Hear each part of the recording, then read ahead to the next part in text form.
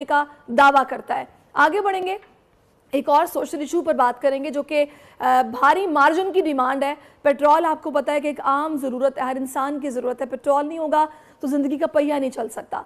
हालिया पेट्रोल की कीमतों में कमी से नाराज़गी या वाकई नफ़ा नहीं होता, वजह जो भी हो, पाकिस्तानियों को अजियत पहुँचाने का पूरा इंतज़ाम हो गया है। पेट्रोलियम डीलर एसोसिएशन ने कल 22 जुलाई से काम बंद करने की धमकी दे दी है।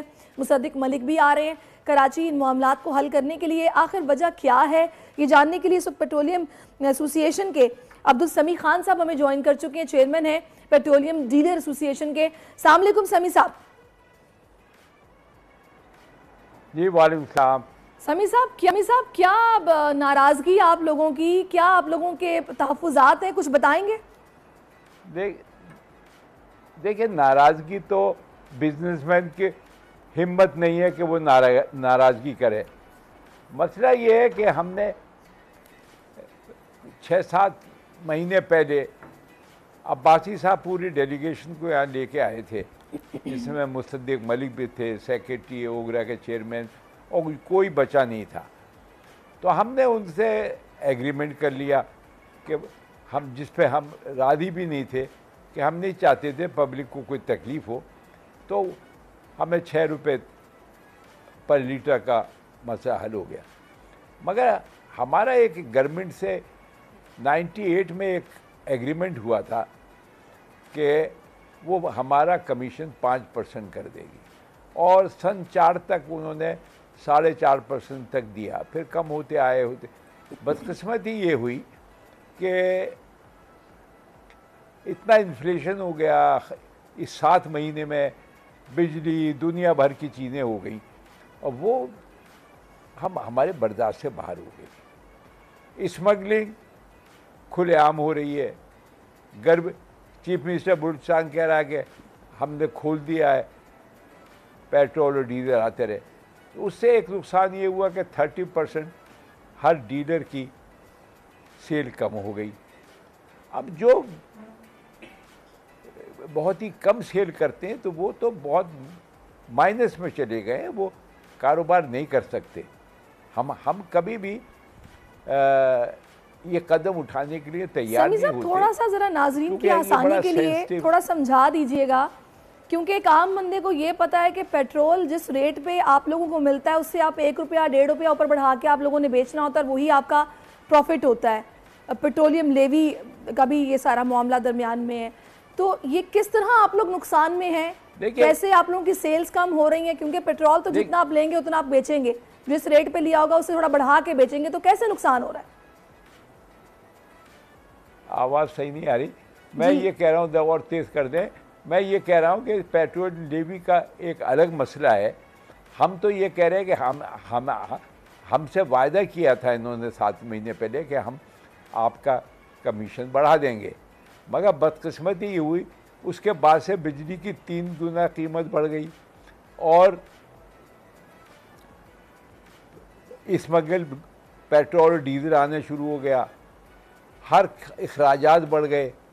तो इससे मैं ये कह रहा हूँ कि हमारा कारोबार चलाना नामुमकिन हो गया है, वरना हम इतना बड़ा कदम उठाने के लिए कैसे तैयार होते हैं। हम इतने अरसे से इस कारोबार में हैं, मैं चेंबर में, फेडरेशन में, हर जगह रहा हूँ, तो मैं तो हमेशा। समी साहब, मुझे ये बताएगा कि अभी आप लोगों को कितना कमीशन मिल रहा है और आप कितना कमीशन एक्सपेक्ट कर रहे हैं? मतलब प्रॉफिट आपका कितना है जो आप समझ रहे हैं कि आपके लिए कम है? देखिए, इस वक्त 2.5 मिल रहा है %, और हम 5% चाहते हैं, यानी डबल। और आज मुसद्दिक साहब आ रहे हैं, देखिए क्या होता है।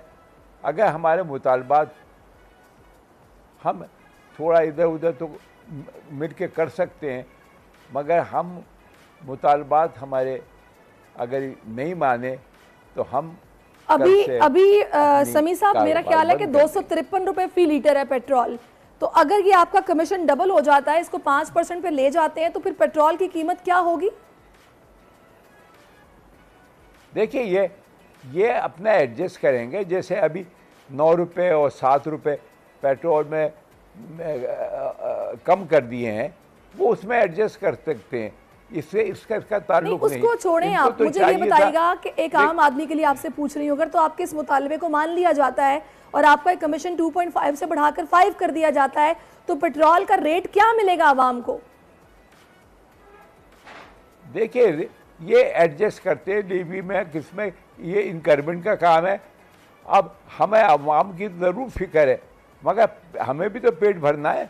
हम समी साहब, आपकी बात, मैं आपकी बात से इनकार नहीं कर रही, लेकिन कम से कम इतना तो आपके ज़हन में होगा ना कि अगर हम ये रेट रखते हैं तो फिर पेट्रोल का रेट किस रेट पर होगा आवाम के लिए? देखिए, ये एडजस्ट कर सकते हैं, और ये ज़रूरी नहीं है कि वो उसमें कीमत बढ़ा दें या कम करें।